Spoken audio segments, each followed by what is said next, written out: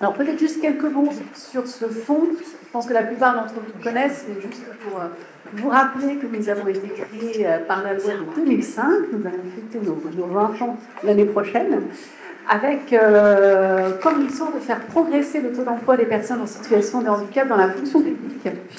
Et cette mission, elle s'appuie sur deux grandes tâches. La collecte des déclarations et des contributions des employeurs publics qui n'ont pas 6% de personnes en situation de handicap. Une version plus sympathique dans nos missions, c'est que ces fonds ainsi collectés, eh bien, on les reverse aux employeurs publics pour financer des aides, des dispositifs, dans le cadre de conventions également, pour accompagner vraiment les employeurs à faire progresser l'emploi des personnes en situation de handicap. Et ça marche, puisque le dernier taux d'emploi, je cite les chiffres qu'on a fait paraître dans notre dernier rapport d'activité, à fin 2023, le taux d'emploi était de 5,66% de personnes en situation de handicap dans l'ensemble de la fonction publique, avec un taux en progression dans les trois versants, État, collectivités locales et hôpitaux. Et ça, c'est vraiment important pour nous de voir cette progression, et on espère bien sûr que pour nos 20 ans, nous atteindrons les 6%, qui est la cible qui nous est fixée par la loi, sachant bien sûr que c'est plus une référence qu'une cible, puisque notre objectif, c'est bien que toute personne en situation de handicap qui a un projet professionnel dans la fonction publique puisse trouver sa place en fonction de son projet, de ses aptitudes, des besoins de son employeur, et que bien sûr, il ne faut pas s'arrêter à 6%. Beaucoup d'ailleurs d'employeurs sont au-delà des 6%, et c'est bien l'objectif vers lequel on tend. Et aujourd'hui, c'est important pour nous d'être ici à Nantes, en région, puisque même si nous sommes un établissement public national, notre action elle couvre l'ensemble des territoires outre-mer et métropole, et sans les territoires, sans votre action à tous au niveau régional, on ne pourrait pas faire grand-chose. Si le taux d'emploi dans la fonction publique est ce qu'il est aujourd'hui, c'est d'abord grâce à vous, à votre implication au sein d'associations, au sein d'organismes spécialisés dans l'emploi et le handicap, en tant que référent handicap en administration, peut-être même en tant qu'agent en situation de handicap, en tant que responsable de ressources humaines. C'est vraiment vous qui, au quotidien, recrutez, accompagnez les parcours des agents en situation de handicap et qui permettez finalement des parcours professionnels réussis. Et aujourd'hui, effectivement, ici à Nantes, eh bien, nous nous retrouvons pour la 13e étape du Tour de France des handicaps invisibles. 12 étapes déjà franchies, on fait une étape par région. Nous avons démarré en mai 2023 en Normandie, sur d'ailleurs la même thématique, le handicap psychique, qui montre l'importance de ce thème et l'importance de se mobiliser sur ce sujet-là.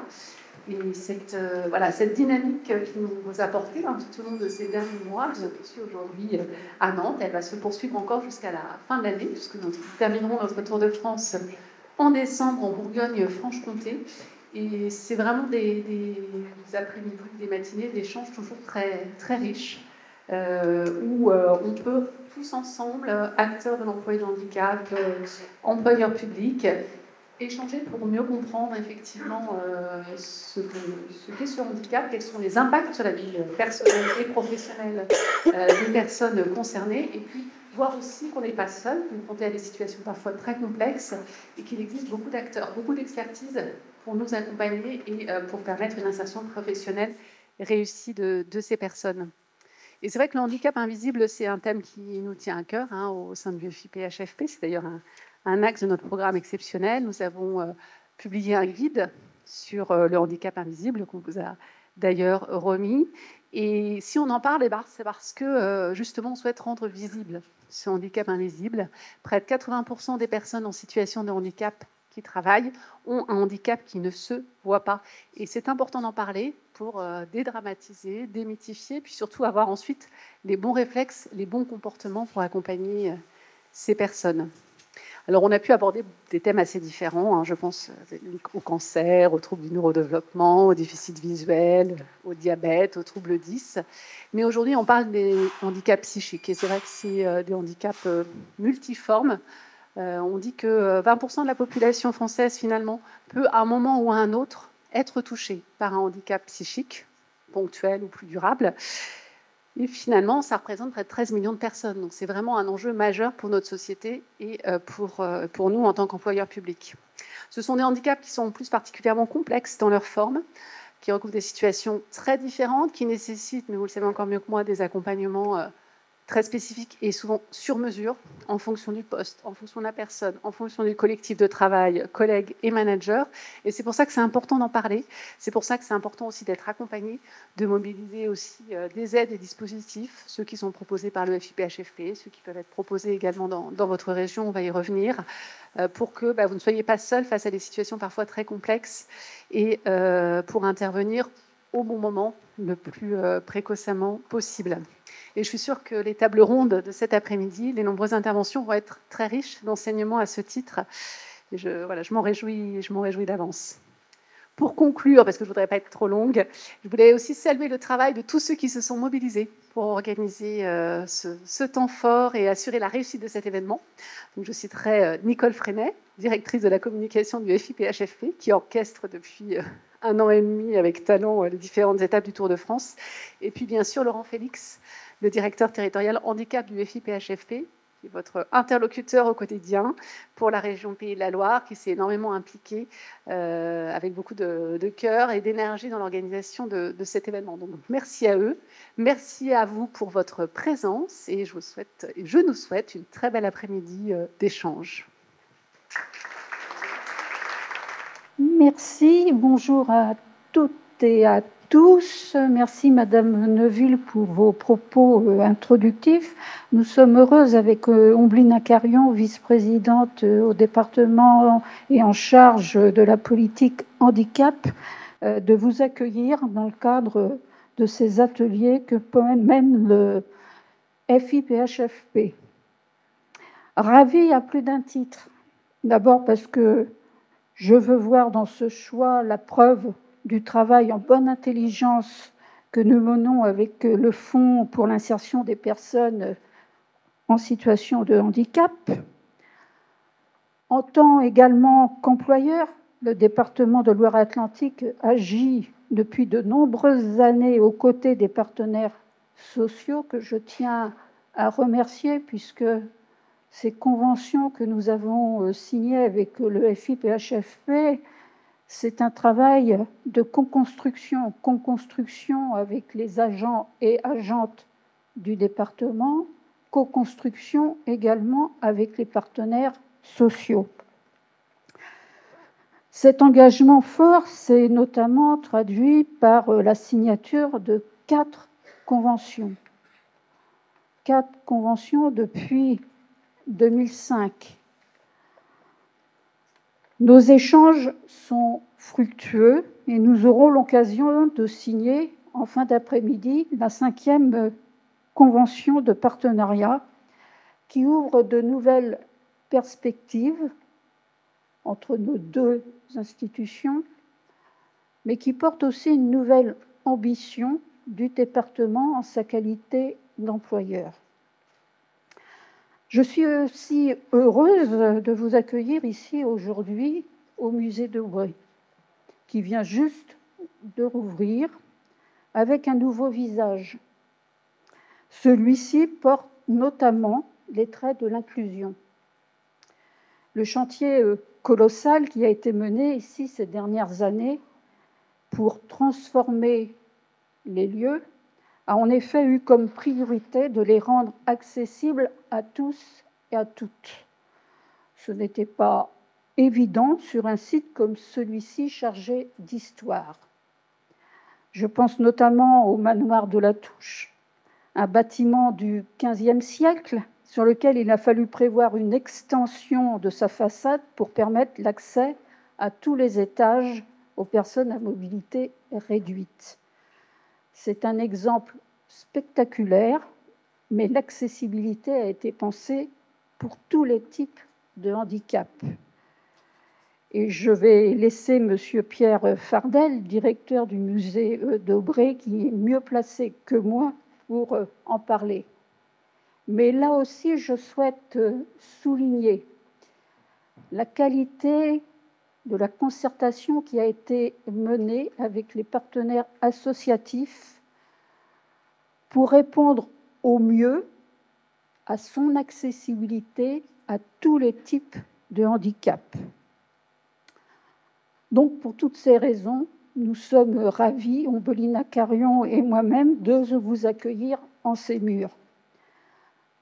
Je remercie une nouvelle fois le FIPHFP d'avoir pensé à nous pour cette étape du Tour de France des handicaps invisibles, avec une belle thématique aujourd'hui qui va aussi nourrir nos réflexions au sein de la formation spécialisée ou avec les partenaires sociaux, nous allons pouvoir mener de nouvelles actions. Mais je souhaite aussi remercier l'ensemble des intervenants qui vont nous apporter leur regard éclairé lors des différentes tables rondes. Enfin, merci à toutes et à tous de votre présence. Et puis, je me permettrai de saluer les agents et agentes de la direction des ressources humaines du département, cheville ouvrière importante, à la fois pour le travail qui a été mené pour la rédaction de ces FIPHFP, cette nouvelle convention, cheville ouvrière également, mais aiguillon pour l'administration, pour leurs collègues, pour mieux prendre en compte le handicap. Et mieux prendre en compte le handicap, c'est aussi de faire en sorte que cette ambition que nous portons de mieux inclure les personnes en situation de handicap dans nos différents services et directions, elle soit portée bien entendu par les ressources humaines, mais qu'elle puisse se décliner par des agents et agentes au sein des différents services et directions de notre collectivité. Parce que seuls les RH ne pourraient pas mener cette politique ambitieuse. C'est bien toute une administration qui porte cette politique que nous impulsons avec Ombelina Carion. Parce que le handicap, l'inclusion, c'est bien une politique éminemment transversale qu'aux côtés d'Ombelina Carion, nous menons dans nos différentes délégations. Merci de votre attention et je vais laisser la parole à monsieur Pierre.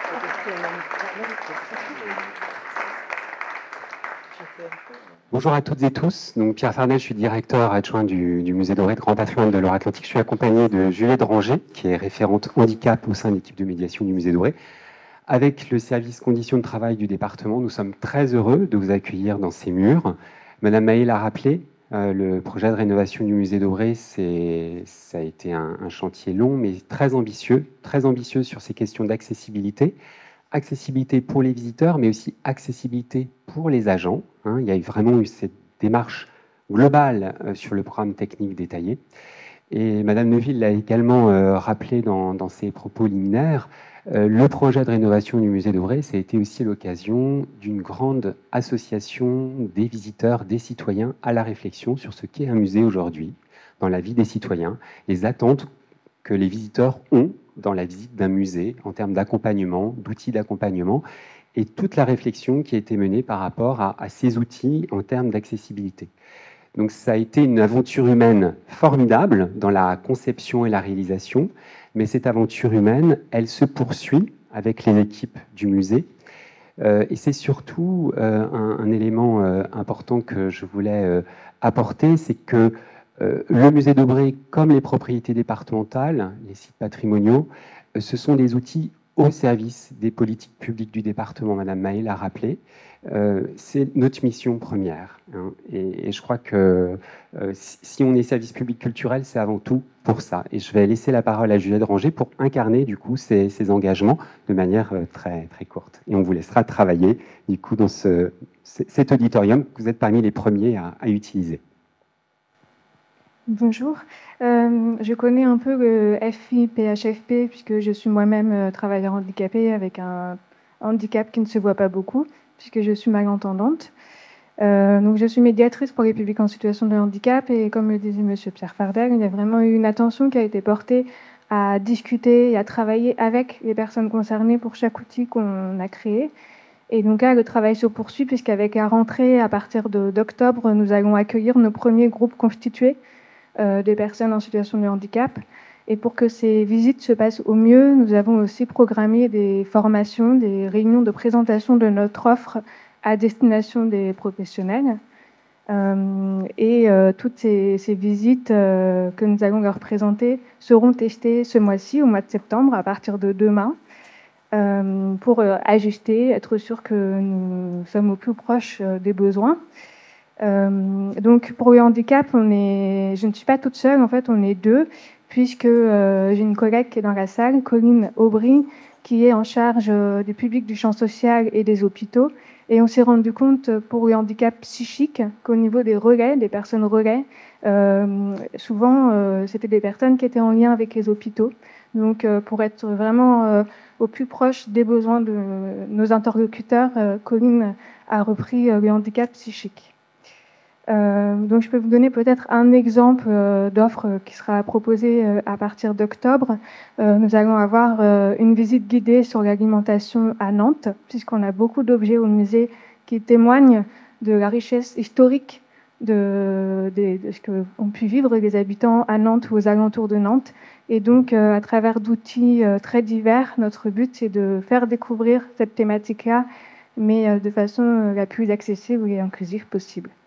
Et puis, on a aussi des offres hors les murs. Donc, avec Colline, on se déplace dans les structures pour les publics qui ne peuvent pas venir jusqu'à nous, avec des facsimilés, parfois même avec des objets du musée, pour faire venir le musée jusqu'aux personnes qui seront les plus éloignées ou empêchées de venir.